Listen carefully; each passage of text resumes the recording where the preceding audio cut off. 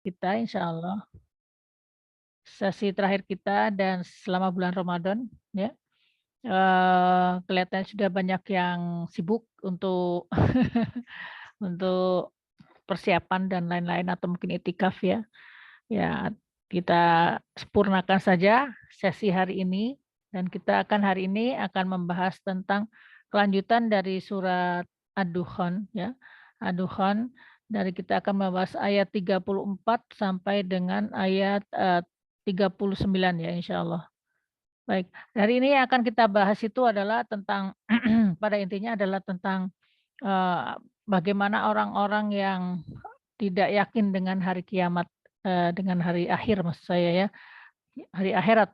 Jadi kalau di dalam Al-Qur'an sendiri itu sebetulnya ada kalau disebutkannya tuh ada 2 golongan gitu ya, karena seperti itu maksud saya begini, dalam beberapa ayat dalam Al-Qur'an itu coba nanti kalau sedang tilawah Quran, sering ada yang innal ladzina amanu billahi wal yaumil akhir begitu. Orang-orang yang beriman kepada Allah dan hari akhir. Sedangkan yang kita pelajari, yang kita pelajari sejak kita kecil adalah keimanan kaum muslimin itu ada 6 kan, ya. Dan kalau di Al-Qur'an tuh ada, innalladzina amanu billahi wal yaumil akhir. Jadi beriman kepada Allah dan hari akhir. 2 saja yang disebut. Jadi kalau saya menyimpulkannya bahwa ini adalah keimanan yang paling utama gitu, keimanan yang paling utama. Sedangkan kalau keimanan yang kita diajari dulu itu pertama adalah, hari akhir itu bukan nomor 2 ya, hari akhir itu kalau nggak salah nomor nomor 5 ya, yang sebelumnya adalah percaya ke kitab, kepada rasul dan seterusnya. Nah, ini buat saya sendiri adalah sesuatu yang menarik perhatian gitu, karena selalu sering disebutkan innalladzina amanu billahi wal yaumil akhir, yaitu kepada orang-orang yang beriman kepada Allah dan hari akhir, gitu ya. Jadi di sini seakan-akan seperti ada hal yang, terkait dengan dengan syariah yang tidak disebutkan, ya. Kan itu kalau Rasul membawa syariah, kitab-kitab Allah membawa syariah. Jadi seakan-akan bahwa, eee, di sini, syariah itu, menjadi hal yang kedua, gitu ya. Ini pemikiran saya ya, pemikiran saya. Dan, sering sekali juga masalah innalladzina amanu billahi wal yaumil akhir itu, ditujukan juga sebagian kepada orang-orang ahli kitab. Jadi orang yang bukan umat Rasulullah SAW. Jadi artinya bahwa Allah menganggap ya, menganggap orang-orang yang mempunyai keimanan pada 2 hal itu. Menganggap beda statusnya dengan orang-orang yang, kufur kepada Allah 100% ya, ateis kepada Allah 100% itu beda ya. Ada di antara mereka orang-orang yang, berimannya 2 yaitu pada Allah dan hari akhir.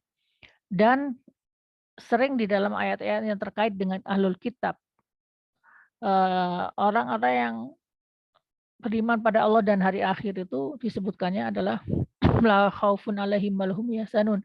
Yaitu mereka orang-orang yang, eee, tidak apa, tidak khawatir dan tidak bersedih hati, ya. Jadi akan tetapi saya belum pernah melihat ada disebutkan di situ akhir daripada ayat itu mengatakan bahwa, lahum jannatin tajri min tahtihal anhar, ya. Jadi buat saya ini menunjukkan bahwa tidak ada jaminan buat orang-orang yang beriman kepada 2 hal ini saja, maka tidak ada jaminan, masih ada pertimbangan-pertimbangan lain. Sedangkan yang kita insya Allah yang keimanan yang lengkap 6 itulah yang membawa insya Allah keselamatan untuk kita, ada janji Allah di situ ya, akan tetapi tetap saja kita harus melakukannya dengan keimanan itu dengan sebaik-baiknya ya, dengan hati yang benar ya, hati yang ikhlas dan benar kepada Allah Subhanahu wa taala. Baik, hari ini kita akan membahas tentang, 2 hal itu ya, maksudnya yang terakhir terutama hubungannya dengan, keimanan kepada hari berbangkit atau yaumul akhirat ya. Dan ini kalau di dalam kemarin saya membahas surat Al-Waqiah ya, dalam surat Al-Waqiah disebutkan orang-orang yang masuk ke dalam neraka, itulah orang yang mempunyai ciri-ciri orang yang masuk neraka. Itu yang pertama itu adalah hidup bermewah-mewah. Yang kedua itu adalah mendustakan Allah, dan yang ketiga tidak percaya kepada hari akhir, ya. Maaf, eee, yang pertama itu adalah hidup bermewah-mewah, yang kedua adalah, melakukan kejahatan, dosa-dosa besar, ya, dan tidak bertobat, ya, sering melakukan dosa besar dan tidak bertobat. Yang ketiga adalah orang-orang yang tidak percaya kepada hari berbangkit, ya. Jadi ini yang 3 sebab utama yang menjadikan, manusia itu masuk ke dalam neraka. Baik, dalam surat Ad-Dukhan ini kita lihat dalam ayat ke-34, "A'udzubillahi minasyaitonirrajim, bismillahirrahmanirrahim." Orang-orang ayat ke-34 ini ditujukan kepada kaum musyrik yang di Mekah, ya. Secara konteksnya adalah kaum musyrik yang di Mekah, kan tetapi pada intinya adalah message atau pesan untuk seluruh umat manusia. Ya, di sini disebutkan annaha haula'i layaqulun, ya, sungguh mereka itu akan, ya, akan sungguh la, ya, inna juga artinya adalah sungguh, la juga sungguh akan, ya, mereka akan berkata, ya, in hiya illa mautatunal ula wa ma nahnu bimusyarin. Sesungguhnya ini adalah, maksudnya kematian ini adalah illa mautatunal ula, hanya satu kematian di dunia ini saja. Jadi hanya mati di dunia, that's it, udah selesai, nggak ada urusan lagi. Wa ma nahnu bimasbukin, dan tidaklah kami orang-orang yang akan dibangkitkan, yang kedua kalinya, yang maksudnya dibangkitkan setelah mati itu. Ya, selanjutnya kita lihat, ya. Jadi di sini dalam tafsir Ibnu Katsir disebutkan bahwa mereka itu, perbuatan orang-orang musyrik ini, ya, mereka tuh tidak percaya pada kehidupan, mereka pertama, padahal yang lucu ya, orang-orang musyrik Mekah itu orang yang kan syirik kan, musyrik itu syirik. Mereka tuh sebetulnya kan kalau ditanya, siapa yang menciptakan langit dan bumi, mereka layaqulunallah, mereka berkata, Allah yang menciptakannya. Akan tetapi macam-macam aja ya, karena apa, pemikirannya itu, ada sebagian di antara mereka yang mengatakan mereka tidak percaya ada akan kehidupan sesudah mati, ya.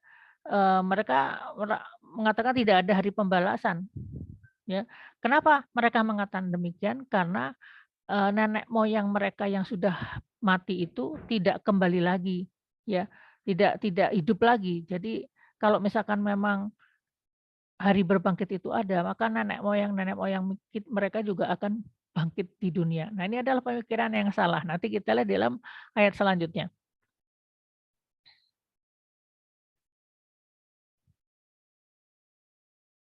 Ya.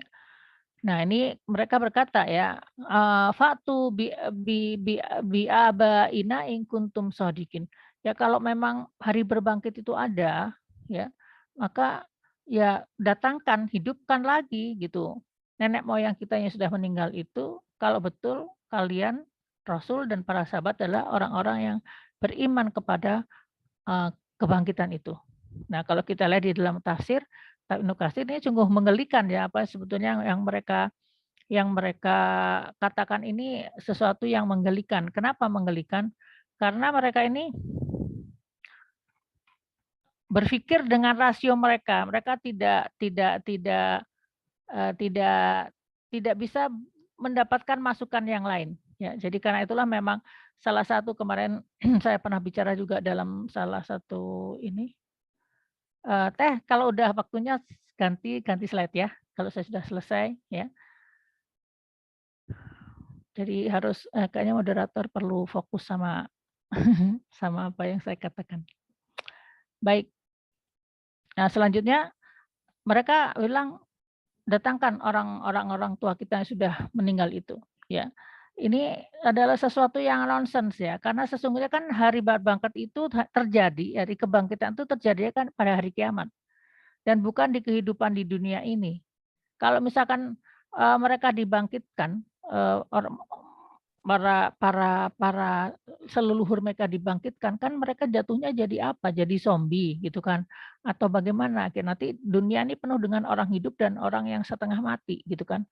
Dan ini pola pikir mereka yang sebetulnya nggak bisa menerima penjelasan dari Rasulullah SAW, karena sebetulnya kan hari kiamat itu adalah hari, eee hari berbangkit itu ada hari yang terjadi setelah hari kiamat. Jadi harus ada kiamat duluan, bukannya sekarang langsung semuanya dibangkitkan, bukan begitu. Ya, hari berbangkit itu ada ketika usia dunia itu sudah habis dan kemudian lenyap. Dan kemudian baru setelah itu Allah mengulangi penciptaan mereka dalam ciptaan yang baru. Ya, jadi kalau kita lihat pemikirannya kan berbeda ya, pemikiran mereka nafsu-nafsunya aja gitu. Mereka mengatakan ya bangkitkan aja sekarang gitu ya. Kan bukan itu permasalahannya. Meskipun sebetulnya Allah juga sudah mempunyai beberapa bukti-bukti yang seperti itu ya, seperti eh, ada misalnya dalam surat yang terkait dengan Nabi Ibrahim ya, yang Nabi Ibrahim itu dia Nabi Ibrahim ini dia ingin ingin ingin tahu bagaimana Allah membangkitkan orang yang mati. Kemudian kemudian kemudian Allah menyuruh untuk mengambil 4 ekor burung yang jinak, dipotong, dicacah, dicampur dagingnya, ditaruh ke 4 penjuru, kemudian dipanggil dan mereka datang, ya. Sebenarnya sesuatu yang mustahil, tapi itu terjadi. Artinya kalau Allah fa idza qada amran fa innama yaqulu lahu kun fayakun. Kalau Allah menghendaki, ya bisa jadi terjadi apa yang Allah inginkan. Kemudian itu ada ada juga cerita tentang Nabi Uzair yang dimatikan selama 100 tahun. Ada juga, seorang nabi ya, Nabi Zirjil yang dia itu, eee, meninggal sampai 70 kali gitu, meninggal hidup lagi, meninggal 70 kali ya. Karena itu saya kemarin mendapatkan ceritanya, kisahnya. Beliau ini adalah seorang nabi yang giat untuk, giat untuk mendakwahkan ya, mendakwahkan, eee keesaan Tuhan ini kepada seorang raja dan kemudian raja ini marah dan dia membunuh ya, membunuh dengan segala cara. Mulai yang pertama dididihkan jadi apa, pakai kuali besar gitu, kemudian dimasukkan, direbus gitu ya. Ada yang seperti itu, setelah itu diangkat jasadnya, lama kemudian selang berapa hari atau walau alam, tapi dia hidup lagi, Nabi Sirjil ini hidup lagi. Kemudian berdakwah lagi, kemudian sampai ditusuk ya, hukumannya tuh ditusuk dengan 6 buah, 6 buah 6 buah bilah, pedang gitu ya. Itu terjadi, meninggal meninggal tapi hidup lagi ya, kemudian ada lagi yang, dibakar ya, dibakar tuh sampai macam-macam caranya tuh untuk membunuh beliau ini dan dengan izin Allah dikembalikan lagi, ya dikembalikan lagi jasad, nyawanya, ruhnya dan, eee, hidup lagi ya Nabi Zirjil ini. Oke. Nah ini jadi sebetulnya bisa saja gitu kan, tapi tidak juga perlu Allah mengikuti permintaan daripada orang-orang seperti ini. Karena orang-orang seperti ini juga diberikan oleh Allah diberikan apa, dijawab juga belum tentu mereka itu kan beriman gitu. Jadi seperti misalnya ketika iqtarabati saatu wansyaqqal qamar ya. Jadi ketika Rasul SAW membelah membelah, bulan dengan tangannya gitu kan ya. Memang tuh terbelah ya dan ada bukti saintifiknya. Akan tapi tetap saja ya di antara mereka ya tidak semuanya beriman, ada yang beriman, ada yang tidak. Jadi memang kadang-kadang manusia itu diberikan, apa juga ya, eee, diberikan ayat-ayat Allah juga tidak beriman. Firaun juga diberi ayat-ayat yang demikian banyaknya ya, eee, keajaiban-keajaiban yang dikeluarkan oleh Musa, tapi ya tetap saja tidak beriman. Jadi dalam hal ini tuh, tidak juga selalunya Allah menjawab menjawab ya, permintaan dari para orang-orang yang musyrik Mekah seperti ini. Oke, selanjutnya ayat 37 dikatakan ya, "Ahum khairum am qaumut tubba." Dan apakah mereka ini maksudnya kaum Mekah ini adalah, lebih baik ya, daripada kaum Tuba, ya, kaum Tuba. Dan walladzina min qablihim, dan orang-orang yang sebelum dari kaum Tuba itu kan di antara banyak sekali kaum-kaum yang tidak mengimani Allah ya dan para nabi ataupun rasul yang diutus kepada mereka, dan Allah bertanya gitu, eee, "Apakah kalian lebih baik daripada orang Tuba?" Ya, kaum Tuba dan atau kaum yang sebelumnya ya, dan mereka itu adalah orang-orang yang ahlaknahum, yang Allah sudah membinasakan mereka, semuanya. Innahum kanu mujrimin, sesungguhnya mereka adalah orang-orang yang, banyak berbuat dosa ya. Jadi apa maksud dari ayat ini? Ya, ayat ini, di sini yang disebutkan adalah kaum Tuba ya. Kaum Tuba itu adalah satu kaum yang, ada pada zaman kurang lebih ya, diperkirakan 100 sebelum zaman Nabi Isa malahan ya, sebelum Masehi ya. Kaum Tuba ini adalah sebetulnya dia kalau di dalam tafsir dikatakan dia itu adalah terusan dari apa ya, kelanjutan dari kaum Saba. Di mana kaum Saba sendiri juga juga diazab oleh Allah Subhanahu wa taala, ya.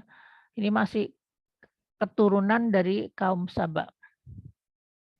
Dan mereka ini hidup dalam jangka waktu yang cukup lama ya. Kaum Saba aja sendiri juga sudah hebat, mereka membuat dalam penelitian sejarah, mereka ini sudah mampu membuat bendungan irigasi ya. Mereka bisa mendistribusikan air ke setiap, eee apa namanya, wilayah pertanian mereka, dan kaum Saba dan kaum Tuba itu, ada di dalam beberapa tafsir, misalnya dalam tafsir Ibnu Katsir itu, mereka itu adalah sama saja ya, maksudnya kaum Tuba ya, kaum Saba juga ya, tapi ada juga yang beberapa tafsir mengatakan mereka berbeda, tapi mereka memang keturunan daripada kaum Saba, ya.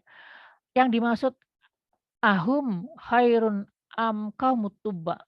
Walladzina min qablihim itu artinya, kaum musyrik Mekah itu cobalah, emang kalian udah tahu belum tentang kaum Tuba? Di mana kaum Tuba itu adalah, kaum yang kuat, yang mempunyai kekuasaan, yang hidup lebih lama, mempunyai civilization atau budaya yang tinggi, ya. Dan mereka ini orang yang meskipun mereka adalah orang-orang yang dihormati pada zamannya, yang berkuasa pada zamannya, tetap saja ahlaknahum. Allah memusnahkan mereka karena kezaliman, dan mujrimin itu, karena mereka adalah orang-orang pendosa, ya. Kata tuba itu di dalam Al-Quran itu hanya ada 2 kali, yaitu di dalam surat Qaf ayat 14 dan, surat Ad-Dukhan ayat, 34 ini ya. Kemudian disebutkan di sini, kalau di dalam surat Qaf disebutkan, dan penduduk Aikah serta, kaum Tuba, semuanya telah mendustakan rasul-rasul Allah, dan sudah semestinya mereka mendapat hukuman yang sudah diperingatkan oleh Allah Subhanahu wa taala. Oke, baik. Di manakah lokasi kaum Tuba? Kaum Tuba itu lokasinya ada di daerah Yaman. Kalau kita lihat di sini itu kan di atas Saudi ya. Jadi itu Saudi Arabia ya, kemudian di bagian bawahnya itu adalah Yaman ya. Saudi Arabia dan Yaman itu sama-sama dari, rasnya itulah ras Arab ya. Saya juga pernah satu kamar waktu di Perancis dulu dengan seorang mahasiswi yang dari Yaman, ya.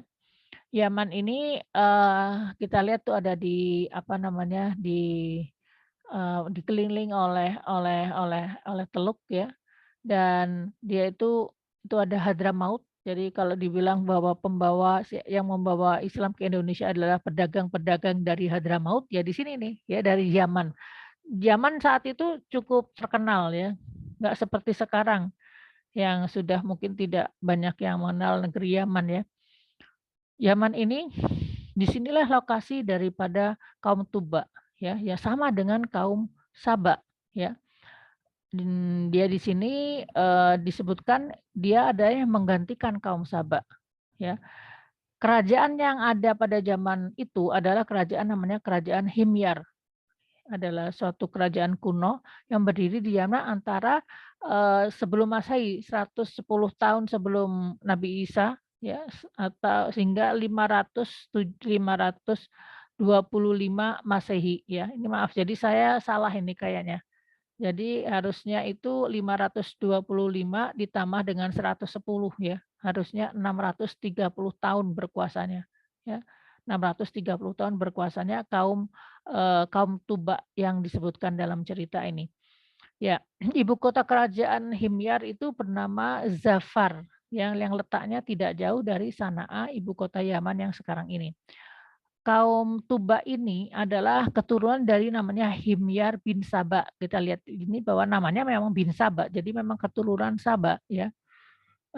Dan Tuba adalah gelar dari raja-raja mereka, raja-raja dari kerajaan Himyar ini. Ya, seperti halnya misalnya kalau di Persia itu namanya Kisra, raja itu namanya Kisra. Kalau di Romawi namanya Kaisar, ya.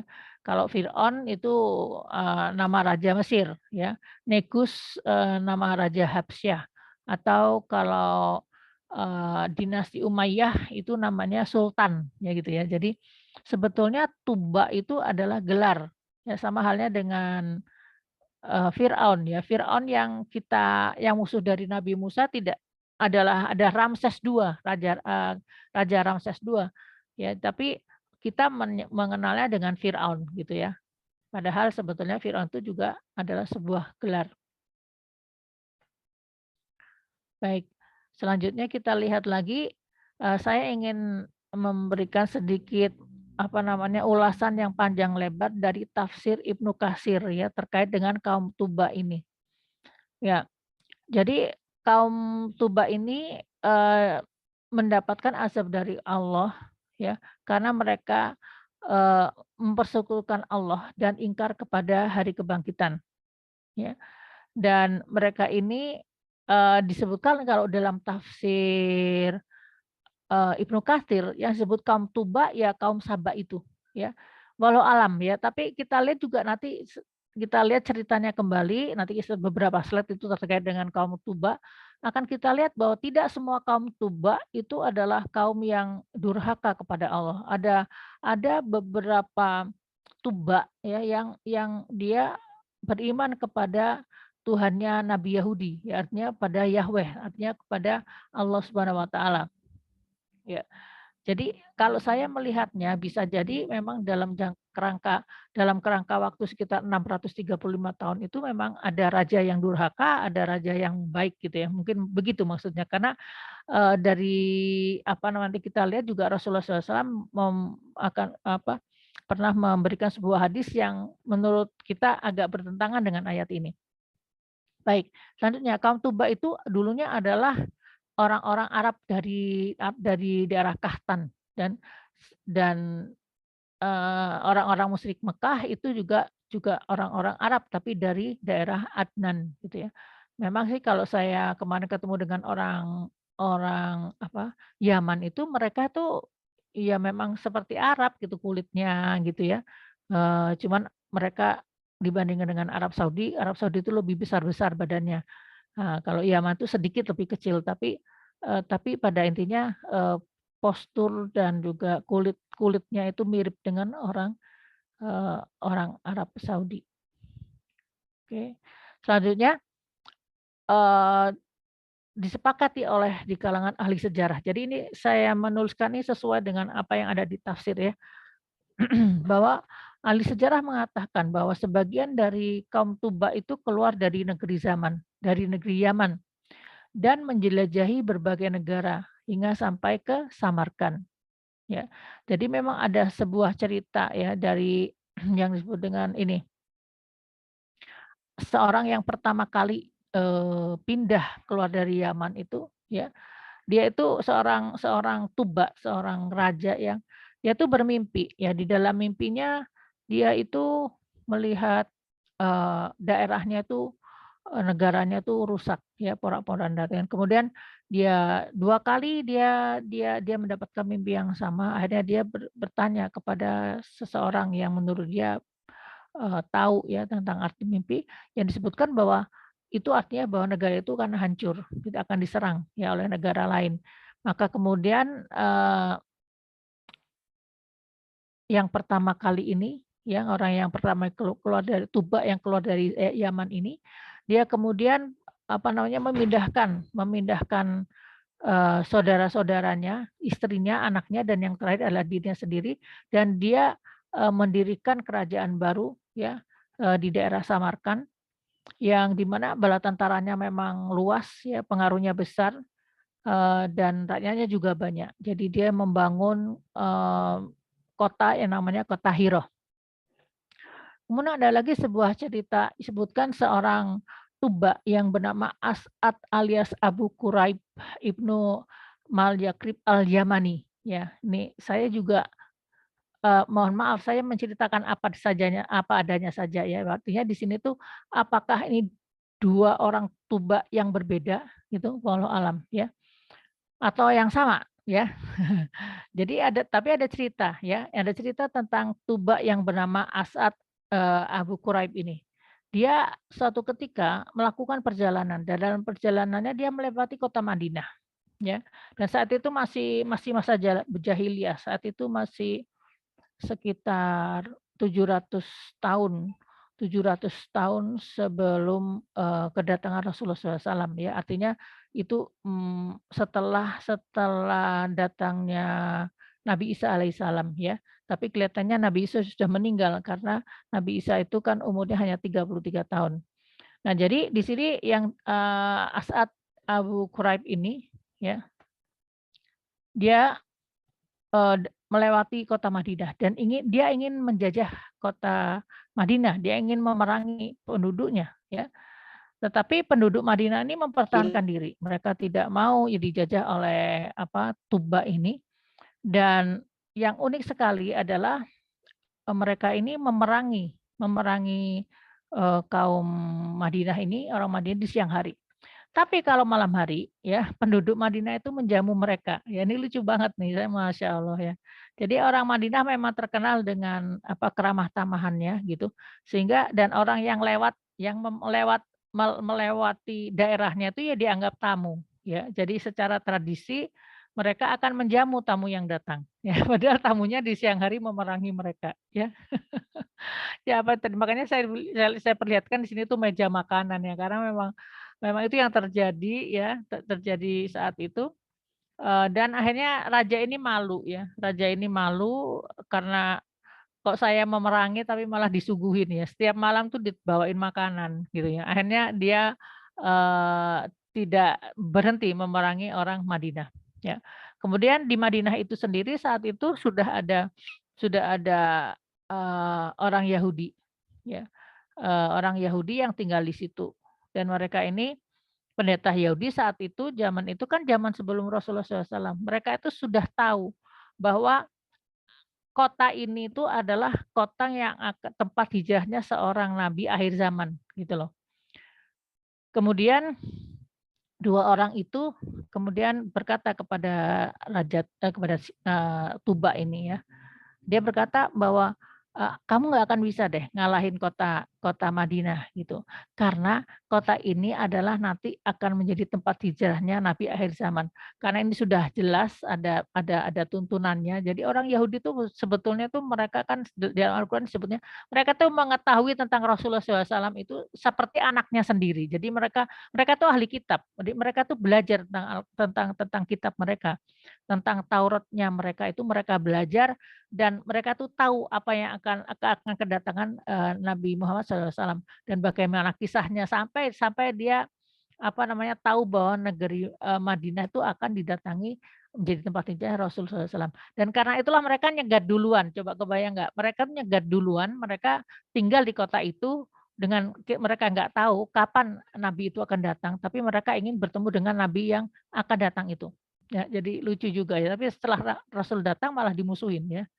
Karena tidak sesuai dengan harapan mereka ya, deskripsi mereka, apa yang ada di dalam otak mereka itu, kok ternyata bukan nabinya tidak seperti dalam pikiran mereka. Jadi akhirnya mereka menolak ya kenabian Rasulullah SAW. Nah, kemudian raja ini melihat bahwa oh ya orang Yahudi ini ilmunya banyak ya. Kemudian dia pun membawa kedua orang Yahudi ini ke Yaman. Jadi dia ingin seperti mendapatkan ilmu gitu ya dari kedua orang Yahudi ini. Nah, setelah itu dalam perjalanan ke negeri Yaman, mereka sampai ke Makkah ya. Ya, mereka sampai ke Mekah dan di Mekah itu dan saat itu oh ya, jadi kemudian penduduk Yaman itu mereka rajanya ini ada beriman kepada Tuhannya orang Yahudi ya, ya jadi artinya Allah Subhanahu wa taala beriman ya. Mereka beriman ada orang Yahudi dan kemudian mereka membawa ke Yaman untuk akhirnya menjadikan penduduk Yaman itu mengikuti ajaran Yahudi ya.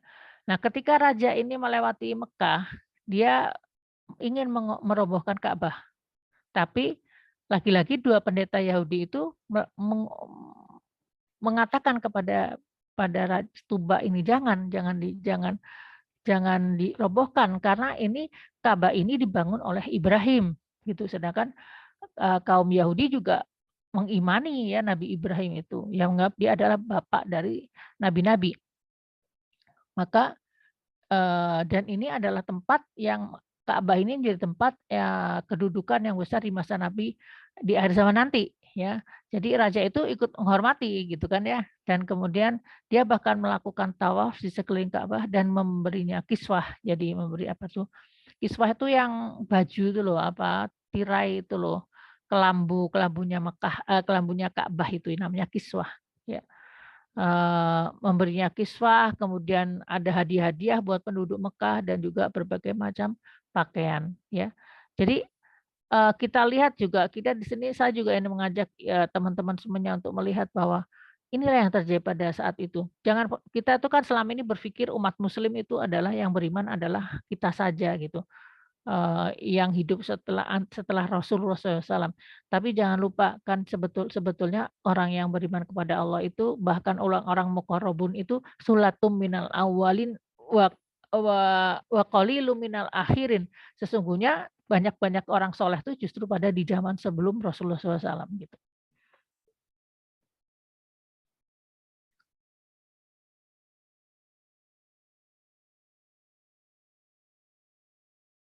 Oke, maaf kepencet tadi ya. Baik selanjutnya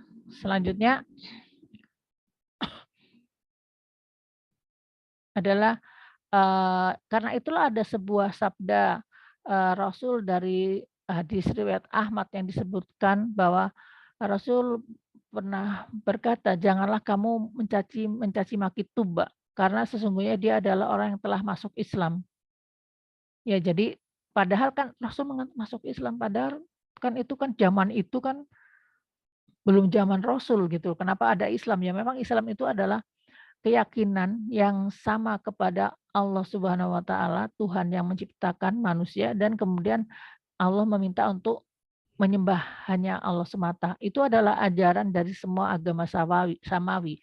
Jadi kalau ada misalkan di sini ada orang Tuba ya, seorang Tuba yang masuk ke dalam agama Yahudi saat itu, maka sebetulnya dia adalah masuk ke dalam agama Islam karena dia percaya kepada Allah Subhanahu wa taala. Ya, baik.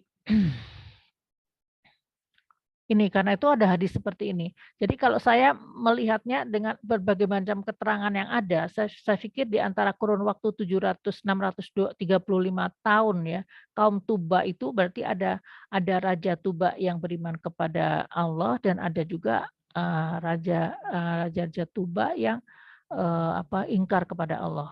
Ya. Dan disebutkan juga bahwa negeri Sabak itu sendiri juga rajanya bergelar Tuba juga gitu, karena mereka di negeri yang sama, di negeri Yaman.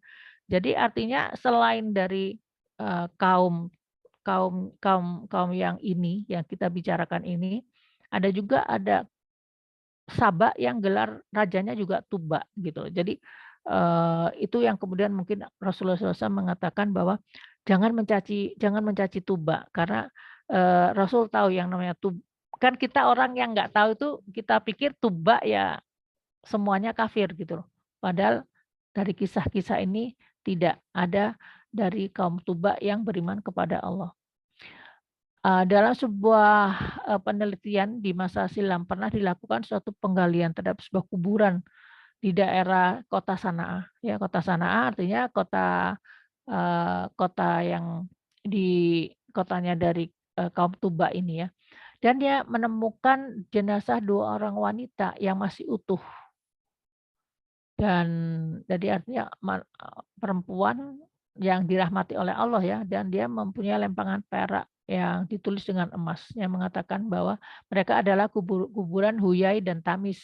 Huyai dan Tamis adalah anak perempuan Tuba, keduanya anak perempuan Tuba, dan meninggal dunia dalam keadaan beragama tauhid. Dan ini yang disebutkan dalam periwayat Said Ibnu Jubair dikatakan yang disebut yang soleh ini, Tuba yang soleh ini adalah As'ad alias Abu Quraib. Ya, oke.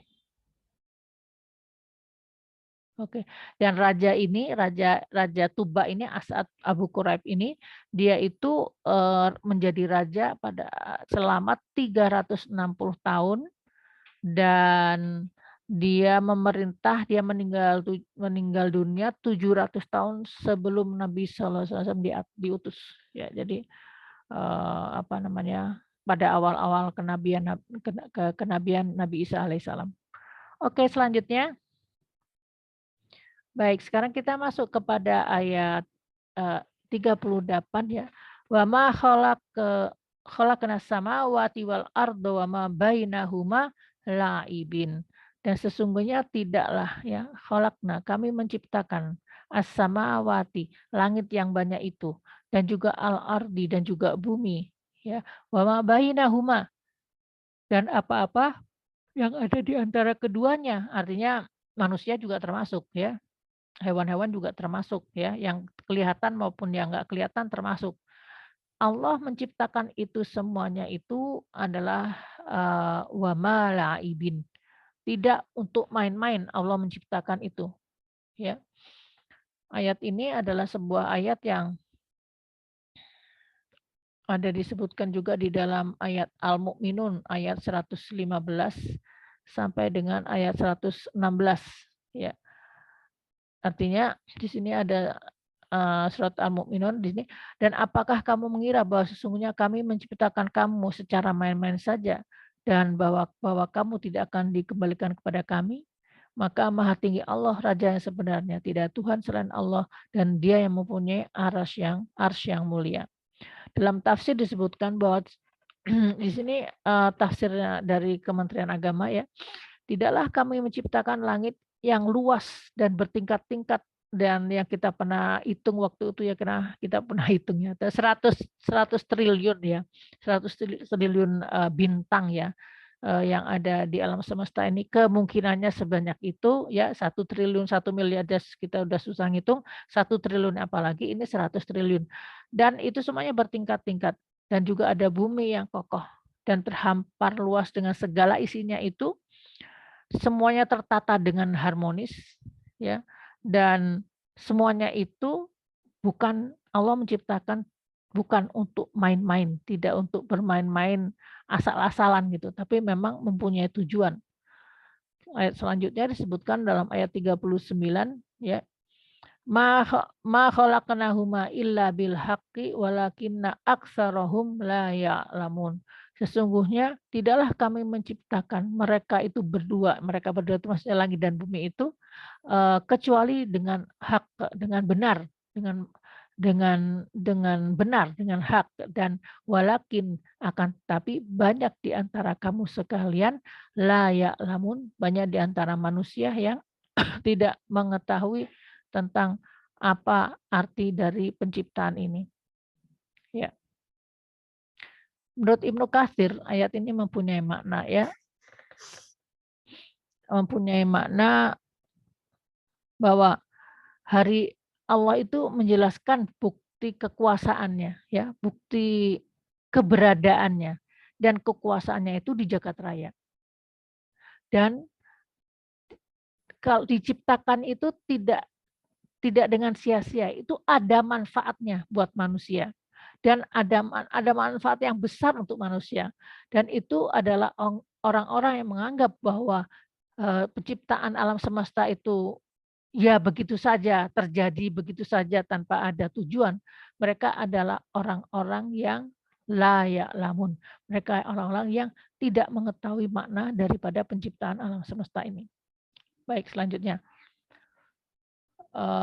tentang jadi ada 2 ya, ada yang merumuskan bahwa tujuan penciptaan alam semesta itu ada 2, yaitu pertama untuk mengenal Allah Subhanahu wa taala. Waktu itu ada juga, waktu itu ada Mbak Desi yang pernah ya, Dokter Desi yang pernah bertanya ya, Dokter Desi ada nggak sekarang? Nggak ada ya.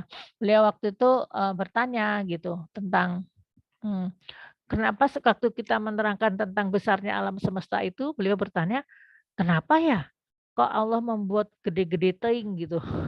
Maksudnya ngapain juga bikin yang besar gitu kan, sedangkan kitanya kecil sekali gitu loh.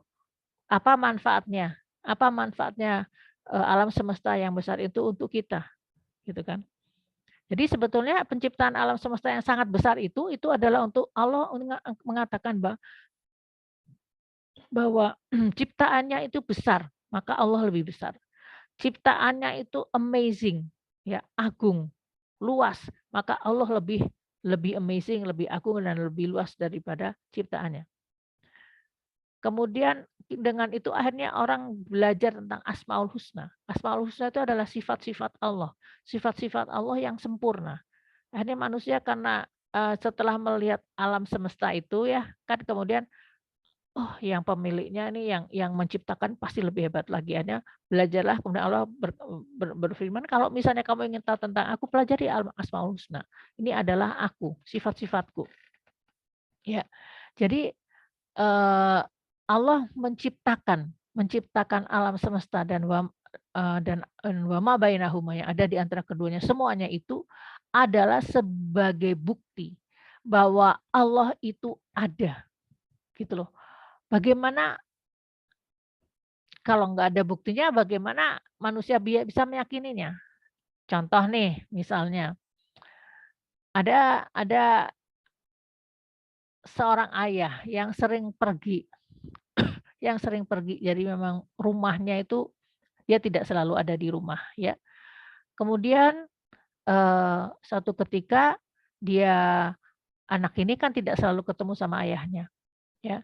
Ketika dia pulang sekolah, dia melihat ada mainan yang banyak di ruang tamu. Ada mobil-mobilan, ada Lego, ada kuda-kudaan gitu. Terus apa yang ada di benak anak ini? Pasti dia akan berkata, "Wah, ayah datang nih," kan begitu. Artinya adanya mainan itu menunjukkan bahwa ayah datang, gitu, ya.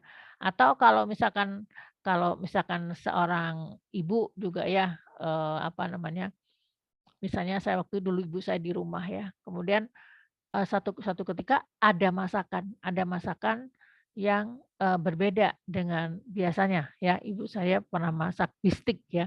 Nah, itu ketika saya pulang ke rumah, ya, saya tahu bahwa yang membuat bistik itu adalah ibu saya, karena bibi tidak bisa membuat bistik itu, karena itu resep dari ibu saya pokoknya gitu. Rasanya ini ibu saya ini, ibu yang bikin. Jadi, oh ini pasti yang masak ibu, ya. Jadi keyakinan itu ada karena ada produknya gitu loh. Jadi kita kita meyakini adanya Allah itu kalau kita tahu ada produknya. Kalau nggak ada produknya, apalagi produknya kalaupun ada produknya tidak mencengangkan gitu ya, maka bagaimana kita bisa kagum sama Allah. Dalam surat At-Talaq disebutkan juga Allahul ladzi khalaqas samawati wal ardi samawati minal ardi mislahun. Dan sesungguhnya Allah menciptakan 7 langit dan juga bumi yang semisal dengan itu hebatnya, ya. Kemudian yatanazalul amru bainahuma li ta'lamu annallaha ala kulli syai'in qadir wa annallaha qad ahata bikulli syai'in ilma. Jadi dalam surat At-Tolak ini disebutkan inilah tujuan daripada penciptaan. bahwa Allah menciptakan langit dan bumi itu ya, eee, agar kamu tahu bahwa Allah yang menciptakannya, Allah Maha Kuasa atas penciptaannya itu, dan kemudian Allah Maha Kuasa mengaturnya, dan sebetulnya ilmu Allah itu wa annallaha qad ahata, sesungguhnya ilmu Allah itu meliputi ya segala sesuatu gitu. Jadi, oh iya ya, contoh aja, eee, Stephen Hawking itu Stephen Hawking itu kan, dulunya ya tidak pernah berpikir tidak dia tidak suka agama ya. Tapi ketika dia passion-nya adalah menyelidiki alam semesta, pada akhirnya dia berkata bahwa harus ada zat yang menciptakan alam semesta yang sebaik ini, semegah ini, sehebat ini, seteratur ini, itu tidak bisa kalau tidak ada yang melakukannya, gitu. Jadi akhirnya Stephen Hawking ini almarhum ya sekarang udah meninggal, Stephen Hawking ini mengatakan bahwa, "Iya aku percaya Tuhan, cuma dia nggak mau beragama." Kenapa dia nggak mau beragama? Karena dia muak, dia kurang ilmu lah yang jelas, tapi sebenarnya dia muak dengan pertentangan di antara orang-orang beragama. Jadi dia tidak mau sibuk dengan, pertentangan-pertentangan itu. Jadi, dia tidak mengakui satu agama tertentu, tapi dia menciptakan, dia mengakui bahwa sesungguhnya ada Tuhan. Nah, Mbak, kalau ditanya, "Mbak, kalau begini tuh orang ini nanti di akhirat," ada katanya, orang yang akhirat, atau saya yang nanya aja deh pertanyaannya, nanti jawab ya di kolom pertanyaan ya. Orang-orang seperti Stephen Hawking itu nanti di akhirat seperti apa kira-kira, ya? Menurut ilmu yang sudah kita pelajari selama ini, kira-kira dia akan bagaimana statusnya? Oke, selanjutnya, ya tujuan penciptaan alam semesta satu untuk mengenal Allah. Yang kedua adalah untuk agar manusia dan jin itu beribadah hanya kepada Allah. Maksudnya apa, Mbak? Maksudnya maksudnya begini, kan alam semesta itu kan sedemikian hebat, ya. Baik alam semesta maupun, innallaha la yastahyi ayyadriba mathalan ma ba'udatan fama fauqaha. Allah tidak malu untuk membuat perumpamaan ya, perumpamaan, tentang kekuasaannya itu yang ada pada seekor nyamuk atau bahkan yang lebih kecil daripada itu. Allah tuh nggak malu. Kan orang yang tahu tentang ilmu nyamuk ya, dia akan geleng-geleng kepala melihat melihat hebatnya nyamuk itu, ya. Kalau saya sebagai seorang, apa namanya, ahli ahli ya itu, desainer pesawat, terutama saya mendesain salah satunya adalah mendesain wing atau sayap ya, yang saya soroti adalah tentang sayap nyamuk itu. Sayap nyamuk itu hebat banget gitu ya, hebat banget. Dia tuh bisa bisa berkepak dengan engsel ya, dengan engsel. Sedangkan pesawat-pesawat yang kita rancang tuh selalunya adalah fixed wing. Jadi, apa namanya, pesawat terbangnya tuh kan apa, sayapnya tuh kaku gitu ya gitu, sret aja gitu, straight gitu aja. Nggak ada kan sayap pesawat yang gini-gini itu kan berkepak, nggak ada gitu. Kenapa nggak ada yang sayap pesawat ciptaan manusia, bikinan manusia yang bisa berkepak? Karena tidak ada teknologi yang bisa menahan ya, sayap itu, engsel yang bisa menahan sayap gitu. Jadi apa namanya, nggak kuat menahan menahan apa, tekanan dari angin yang ketika pesawat itu berjalan.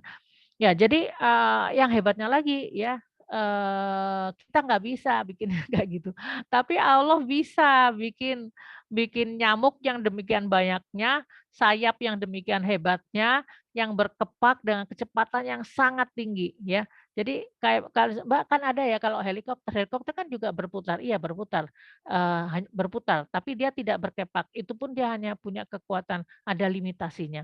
Dan kepakan dari binatang-binatang kecil ini itu sangat tinggi kepakannya. Kalaupun manusia membuat sesuatu yang berkepak, tidak akan ada yang bisa menyamai ciptaan Allah yang nyamuk itu, gitu. Jadi di sini apa, penciptaan itu penciptaan langit yang besar ataupun yang kecil seperti sayap nyamuk misalnya, itu tetap saja, sesuatu yang sangat mencengangkan, sesuatu yang sangat hebat ya. Saya pernah mencoba ingin tahu tentang, mata dari lalat ya, mata lalat. Lalat itu matanya 360 derajat loh.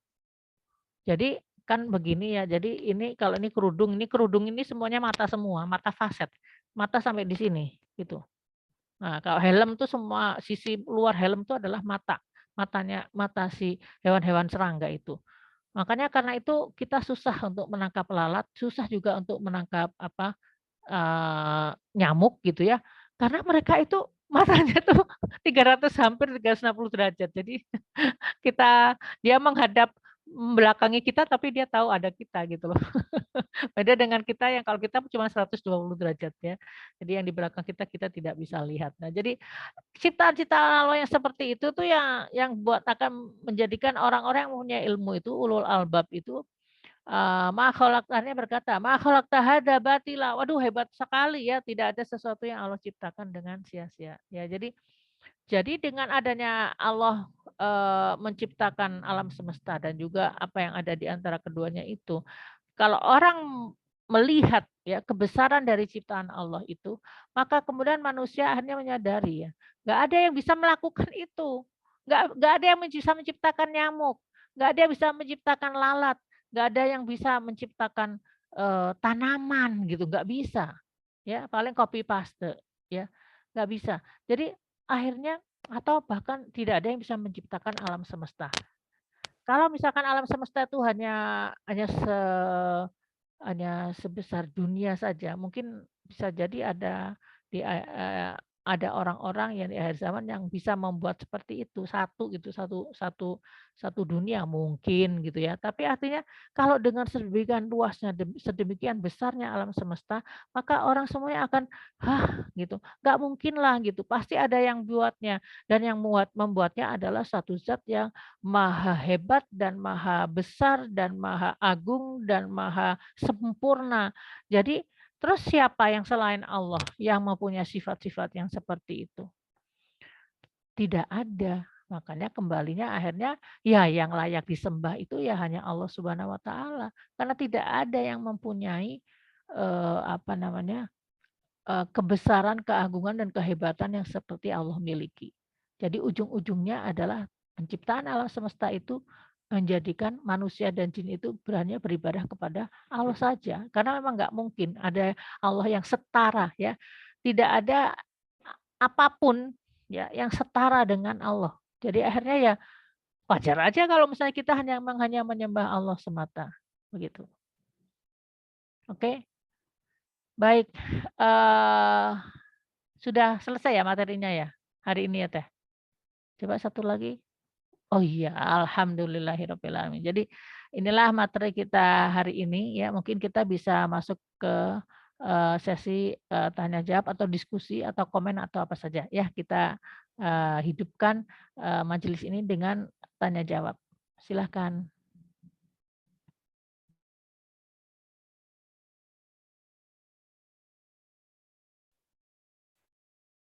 Mangga teteh-teteh apabila ada pertanyaan atau ada share-share yang mau di-share ke teman-teman semuanya, ke ibu bapak, ke bunda juga, mangga teteh ibu bapak dan teteh-teteh.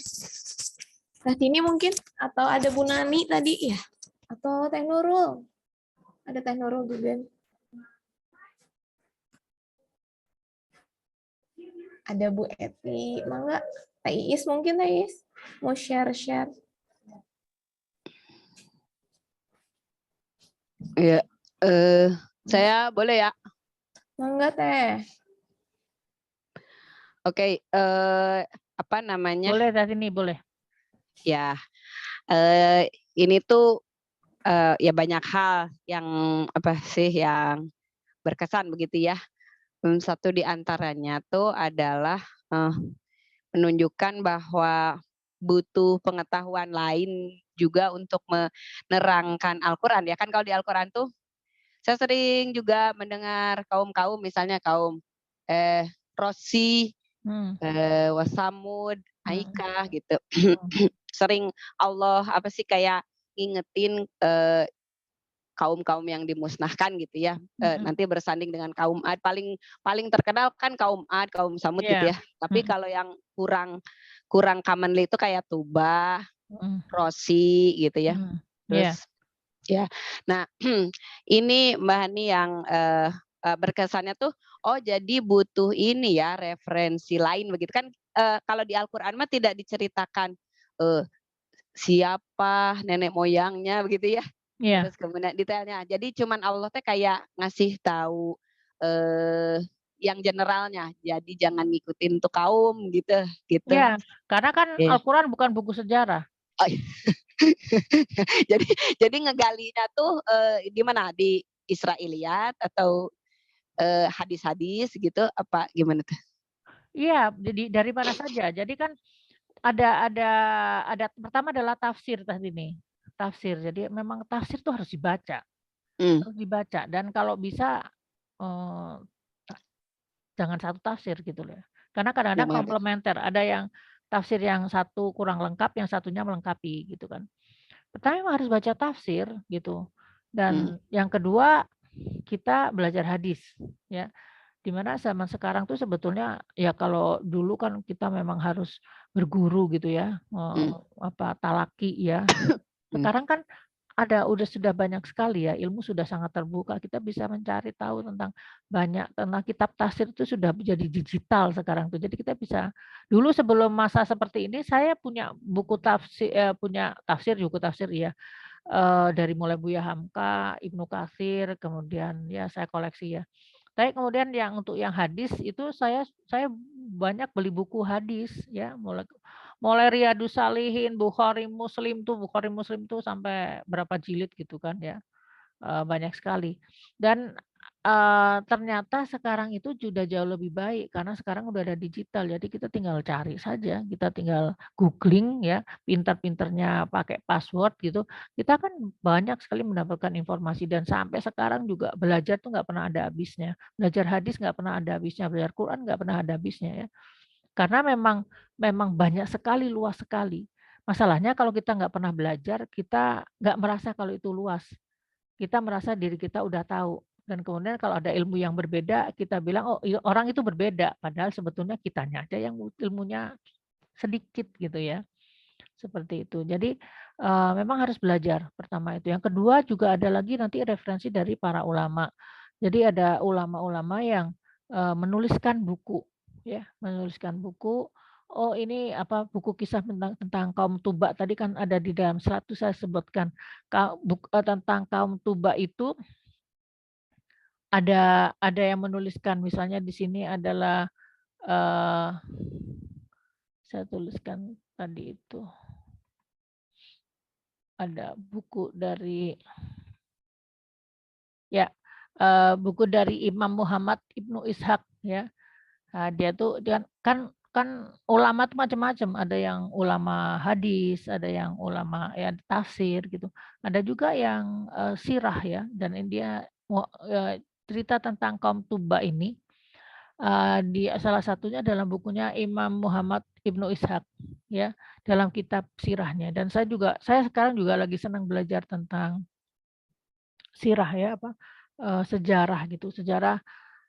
Kalau dulu saya belajar sejarah Rasul, sekarang saya belajar macam-macam gitu. Sejarah, eee, Utsmaniyah, tapi juga sejarah manusia secara keseluruhan, saya juga tertarik untuk belajar itu, dan itu semua menjadi satu pelajaran yang sangat berharga. Nah, karena ini ya, teteh-teteh belajar yang seperti ini dengan saya, belajar tentang tafsir itu ya. Pada awal mulanya tuh kelihatannya membosankan ya, itu kok kayak itu aja ya, tapi sebetulnya ada yang berbeda ya. Tapi ketika kita berlatih untuk menganalisa, mencari, maka nanti itu akan berkembang, nanti kita akan mencari juga yang lain, hadis, buku-buku, sirah gitu dan itu nggak ada habisnya. Cerita tentang apa, contoh aja sirah ya, sejarah itu. Sejarah itu nggak akan ada habisnya, ya. Sejarah kaum-kaum itu aja ya kita harus, belajar lagi gitu kan. Dan ini yang harusnya menjadikan kita semangat karena kalau kita memang ingin tahu tentang Allah ya, buku petunjuknya adalah Al-Qur'an. Akan tetapi kita juga harus belajar yang lain. Kita harus belajar juga dari kitab-kitab yang lain. Karena itu juga adalah sesuatu yang apa namanya, yang sesuatu yang ya manfaat buat kita, ya. Ada lagi juga yang bisa kita ambil, tapi ini kalau yang belum belum mantep ya ilmunya, mungkin bisa jadi ada yang mengatakan kok Mbak Hani ada-ada aja menyarankan ini. Sebetulnya ada kitab kayak misalnya Injil ya, Injil Taurat dan Injil itu ada banyak loh informasinya gitu. Dan kalau kita membacanya, tapi asal kita sudah mengetahui konsep dari Al-Qur'an ya. Kalau kita membaca Injil ya, karena buku yang ada itu Injil. Dan di dalam Injil itu ada perjanjian lama dan ada Zaburnya. Tes ini tahu nggak? Jadi Injil itu jadi Alkitab gitu ya. Kalau orang beli Alkitab itu yang paling atas itu adalah perjanjian lama. Dan yang setengah yang di bawahnya adalah perjanjian baru yang dari Nabi Isa. Terus kemudian di dalam perjanjian lama ya, itu ada ininya, ada Zaburnya gitu. Jadi sebetulnya itu tuh mencakup semuanya gitu. Nah, jadi kalau kita sudah belajar Al-Qur'an, ya paling tidak basic-basic daripada pola-pola Al-Qur'an gitu, kita masuk ke cerita itu juga nggak masalah, ya. Cuman memang jatuhnya adalah, Mbak, itu kan ada yang tidak, apa namanya, ada yang tidak sahih dan ya kita kita harus pandai-pandai memilah gitu. Kalau yang cerita kayak ada mereka punya cerita ya, cerita-cerita yang ada namanya di perjanjian lama tuh ada namanya, itu rasanya nggak usah lah terlalu diperdebatkan, dicari source-nya tuh urusan mereka lah gitu. Tapi ada hal-hal yang bisa menjadi guideline buat kita. Kayak misalnya, oh iya dia tentang masalah, kurban, kalau di mereka itu kurbannya adalah Ishak. Kalau kita kurbannya adalah Ismail, yang benar yang mana? Ya di yang terakhir yang Ismail gitu di Al-Qur'an. Kenapa mereka mengganti Ismail dengan Ishak? Karena di situ ada peran Ismail. Jadi mereka ingin peran itu diambil oleh dari Bani Israel, jadi golongannya Ishak. Kan dari Ishak itu kemudian Bani Israel kan keturunan dari Nabi Ishak gitu. Ya seperti itu. Jadi sebetulnya kita boleh saja asal tidak menyalahi kaidah dari Al-Qur'an dan hadis-hadis yang sahih, itu aja. Jadi kalau saya sih menganggapnya saya menganggap bahwa cerita-cerita yang ada baik Israiliyat ataupun cerita apa, cerita yang ada di Bible ya, perjanjian lama, perjanjian baru itu kalau menurut saya levelnya seperti hadis dhaif kalau saya melihatnya. Hadis dhaif, jadi hanya untuk diketahui gitu loh. Hanya untuk diketahui title-nya, asal tidak terkait dengan keimanan, itu nggak apa-apa, gitu. Kita bisa tahu informasinya, gitu loh. Tapi kembali lagi, kita akan berhadapan dengan orang-orang yang tidak setuju dengan kita. Dan itu juga ya kita tidak selalunya bisa disenangi oleh semua orang gitu ya. Seperti contoh saja tentang hadis dhaif. Banyak orang yang sebagian mengatakan nggak boleh beramal dengan hadis dhaif. Ya, sebagian mengatakan begitu. Kalau kita lihat, kan saya cerita tentang kalau hadis dhaif itu levelnya menurut saya Alkitab itu mereka tuh seperti hadis dhaif gitu ya. Udah ada yang berkata, hadis dhaif itu nggak boleh diambil gitu loh. Sebetulnya kalau gitu ya, kalau hadis dhaif itu berarti jangan berdoa ya setelah wudhu. Karena doa setelah wudhu itu hadis dhaif. Allahumma ja'alna minat tawabin, wa ja'alna minal mutatahhirin, wa ja'alna min ibadika sholihin. Ya, itu tuh hadis dhaif. Jadi jadi kalau orang yang tidak mau mengambil hadis dhaif, yang pertama jangan berwudu jangan berdoa setelah berwudu ya. Atau juga jangan berdoa sembarangan. Doanya harus hadis yang sahih gitu. Jadi nggak boleh doa misalnya doa ngarang ya, doa sendiri gitu kan. Kita kan sering-sering Teh Tini coba doanya selalu hadis atau kadang-kadang doa ngarang? Bahasa Indonesia. Ya, bahasa Indonesia kan gitu kan.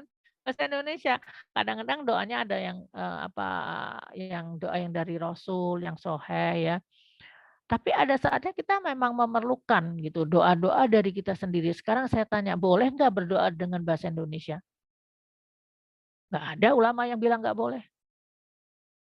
Berdoa itu boleh, boleh banget ya. Dan berdoa itu tidak juga harus duduk tenang begini, enggak. Berdoa tuh di mana aja bisa boleh berdoa ya. Berzikir ingat kepada Allah itu juga adalah doa. Jadi kita harus merubah juga mindset kita tentang bagaimana kita itu berinteraksi dengan Allah. Kan ada juga yang mengatakan kayak kalau baca Al-Quran tuh harus berwudu. Akhirnya apa? Jarang baca Quran. Karena harus wudu dulu.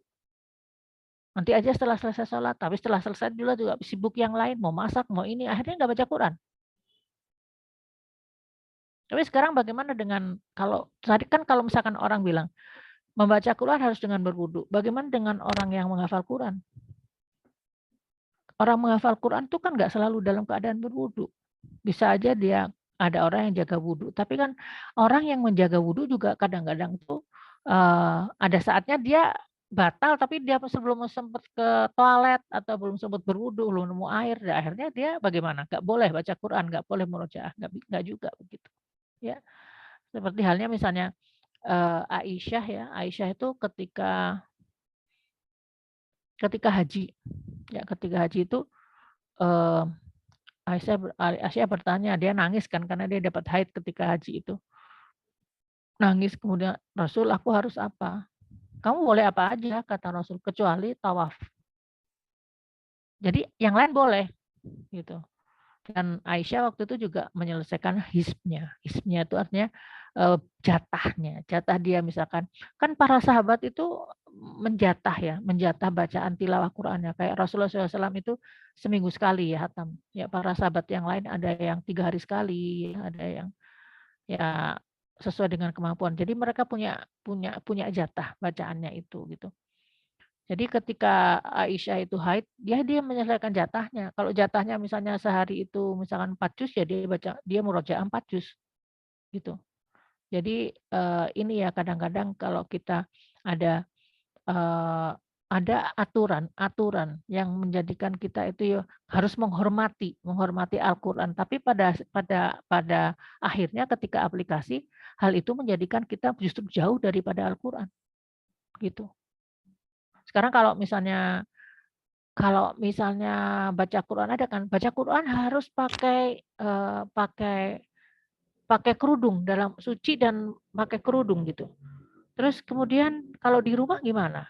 Di rumah kan nggak pakai kerudung, jadi kalau di rumah juga harus kerudungan kalau baca Quran. Jadi ribet akhirnya nggak murojaah akhirnya. Padahal tidak ada larangan kita untuk murojaah dalam keadaan tidak berwudu. Kalau Imam Ali mengatakan bahwa ketika seseorang itu membaca Al-Quran ketika sholat, maka pahalanya adalah 100 kali. Ya, ketika seseorang membaca Al-Quran dalam keadaan berwudu dan di luar sholat itu pahalanya itu 50 kali. Ya, dan ketika membaca Al-Quran belum wudu, tidak wudu, itu pahalanya 25 kali. Itu Imam Ali yang mengatakan begitu. Ya, artinya ketika ada aturan-aturan yang tidak sahih ya, maksudnya yang dibuat-buat oleh manusia justru untuk menghormati, tapi jatuhnya malah mengurangi interaksi dengan Al-Quran. Oke, Teh Tini, apakah menjawab pertanyaannya Teh Tini tadi? Iya, Mbak Ani, terima kasih. Karena gini Mbak Ani, jadi kalau misalnya ceritanya lengkap, ya ini oke, terima kasih ke Mbak Hani ya diceritakan kaum Tuba. Ya. Jadi Tuba teh siga Firaun gitu ya. Ya. Firaun juga yang jahatnya Ramses II. Mungkin sisanya ada Firaun baik gitu ya di Mesir Ya, yang juga. nggak sejahat itulah misalnya gitu. Nggak Saya sejahat itu ya gitu ya. pokoknya tidak ada di dalam cerita. Jadi sebetulnya menurut saya sih no comment lah ya. No comment ya Karena kalau Firaun saya juga nggak tahu, karena kalau dalam tradisinya Egypt itu kan mereka punya tradisi, dan tradisinya memang tradisi itu adalah apa ya, dari Namrud gitu. Jadi itu kepercayaan yang dari Namrud, Oh, menyembah matahari. Menyembah oh, matahari itu Namrud ya, dari asal mulanya dari Namrud yang meninggal itu Babilonia. Babilonia. Kan itu musuhnya Nabi Ibrahim. Kemudian ada anaknya kan, kan dia mati itu karena kemasukan serangga ya, Iya si ya. Namrud itu. Ya ke Ke kuping, ke hidung, ke kuping. ke telinga Oh, ke katanya telinga gitu. ya. Ya meninggal karena itu ya, Masya Allah, hanya dengan begitu aja dia mati. Padahal dia bilang apa Allahu namanya? Akbar. Ya padahal dia bilangnya dia itu Tuhan ya kan. Ya kan dia bilang sama Nabi Ibrahim kalau dia itu adalah Tuhan. Tapi matinya hanya ya gitu aja. Jadi apa namanya? Kemudian ada anaknya, anak keturunannya ya, anak keturunannya masih kecil. Nah, jadi dia jadi raja asal mula dari kepercayaan kepada matahari itu kan seperti itu ya. Ada jadi raja anak kecil ini. Ya. Eh, yang mimpin siapa kepercayaan? Yang mimpin adalah iblis, ya iblis yang membuat kepercayaan yang nggak jelas itu ya. Jadi kemudian dia jadi raja menggantikan Namrud, tapi iblis ngasih ide gitu ke ibunya supaya kekuasaan itu tetap ada di tangan mereka, nikahin aja itu anaknya. Jadi anaknya tuh dinikah sama ibunya gitu. Jadi istrinya Namrud itu menikahi anaknya sendiri. Dan itulah ke kekejian yang selalu disodorkan iblis kepada pengikut-pengikutnya. Semakin banyak kekejiannya yang dilakukan, maka semakin dia tuh disenangi oleh iblis gitu. Dia mendapatkan gantinya. Gantinya apa? Misalnya ya harta atau kekuasaan gitu ya. Dan itulah yang dilakukan dan akhirnya Namrud itu disebutnya, kenapa disebut mereka itu kaum penyembah matahari? Karena Namrud itu bukan diisukan ya, tapi dikatakan oleh istrinya dan pengikutnya bahwa itu Namrud itu menjadi matahari gitu. Jadi Namrud itu ada di matahari gitulah. Pokoknya dia tuh penguasa matahari sekarang gitu. Jadi akhirnya itulah kepercayaan penyembahan pada dewa matahari dan orang-orang Firaun itu mereka tuh kekeh kepada kepercayaan mereka sehingga kita lihat budayanya memang budaya budaya budaya dewa matahari gitu ya dan atau sebutnya dengan Ra dan itu sampai mempengaruhi juga ajaran Nabi Musa alaihissalam gitu mempengaruhi jadi ajaran Nabi Musa itu diselusupi oleh pemahaman itu gitu ya sehingga mereka kan sekarang bikin kitab-kitab yang untuk Zionis itu kan itu adalah perkawinan antara kepercayaan dewa matahari dengan ajarannya Nabi Musa alaihissalam. Oke, jadi begitu tadi nih. Jadi kemudian kalau misalkan dibilang Firaun itu seperti apa ya mereka yang jelas nggak kenal Tuhan dan Firaun memang kalau dalam conversation dengan Nabi Musa alaihissalam tuh dia tidak mengenal Tuhan. Dia tidak mengenal Tuhan. Jadi yang dia tahu ya nggak ada Tuhan aja gitu dan adanya dewa matahari gitu loh. Jadi bagaimana dengan Firaun yang lain walau alam. Tapi kalau Tuba ini kalau di Tuba ini ada di tafsirnya gitu kan. Ada tafsirnya ada yang menuliskan bahwa di antara raja-raja di Himyar itu yang bergelar Tuba itu ada yang solehnya kayak gitu. Begitu Teh Tini. Ya, terima kasih Mbak Hani. Baik, ada yang mau teman-teman yang ingin menambahkan hari ini kita ini ya saya juga heran kenapa kok selesainya lebih cepat ya. Biasanya sampai akhir tuh cepet-cepet gitu. Sekarang santai tapi udah selesai gitu ya. Apa berkahnya Ramadan atau gimana ya Teh Tini? Ini mau perpisahan Lebaran, libur Lebaran mungkin ya. Iya, alhamdulillah. Baik, ada teman-teman lagi yang ingin memberikan tanggapan atau komentar, silahkan. Oh ya, kalau nggak ada sambil nunggu ya ada teman-teman. Saya ingin tanya sebetulnya, teman-teman tuh kalau belajar tafsir di sini, di forum ini tuh ngerasa susah nggak sih?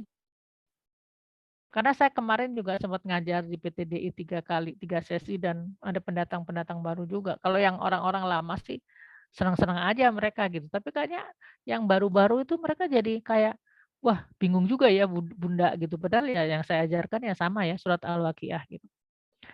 Oke, saya jadi pengen tahu kepo. Teman-teman di sini tuh gimana sih menanggapi kajian yang tiap hari Sabtu ini?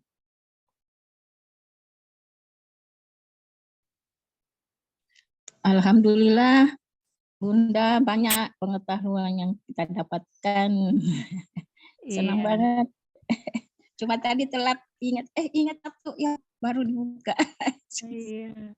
Masya Allah. Ini suaranya suara yang sangat saya kenal ini. Iya, Ibu lagi ada di mana, Bu? Jakarta, Bunda.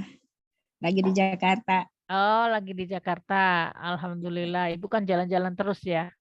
Alhamdulillah. Bu Nani, alhamdulillah. Iya.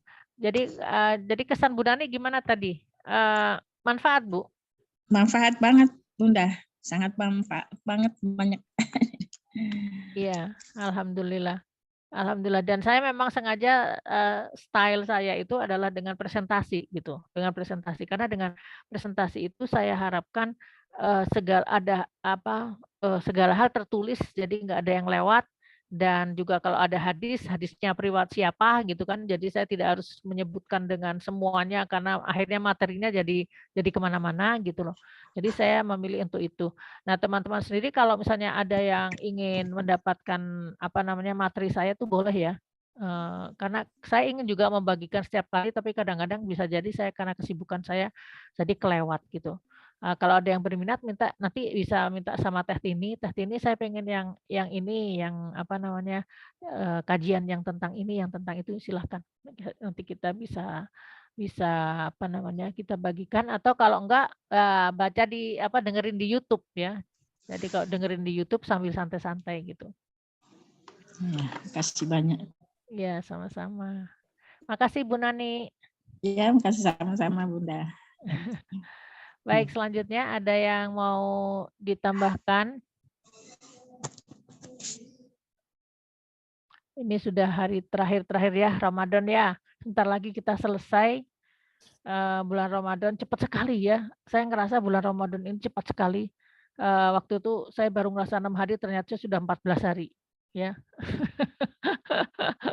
Masya Allah, sebentar lagi kita masuk ke bulan Ramadan ya. Teman-teman, semoga teman-teman taqabbalallahu shiyamakum, semoga Allah memberikan menerima amal ibadah teman-teman semua di bulan Ramadan ini, baik yang berupa ibadah puasa, sholat, baca Quran, sedekah dan lain-lain, terutama pada akhir-akhir bulan Ramadan ini pada 10 hari terakhir. Semoga kita masih diberikan kekuatan untuk bisa memberikan yang terbaik kepada Allah Subhanahu wa taala. Aku mau Bunda. Mau apa? Mau apa namanya teh? Ini seneng banget kebagian kalau Bunda udah cerita ada tentang kaum ya kayak tadi yang Tuba, yang nggak tahu, oh ada ya gitu. Terus kayak banyak deh waktu itu inget-inget juga, oh nggak tahu, oh ada ya gitu. Banyak hal yang baru-baru yang oh kaum ini ada, maksudnya nggak terlalu terkenal, nggak terlalu familiar gitu. Pas ada itu, oh ada ya gitu, jadi bertambah seru banget gitu, seneng sih itu. Iya, nanti kita coba ya. Makanya belajar Al-Quran itu harus sabar ya. Nanti ada kaum Aikah, ada kaum Rosi, ada kaum Ad, ada kaum Samud, ada kaum kaumnya Nabi Saleh ya.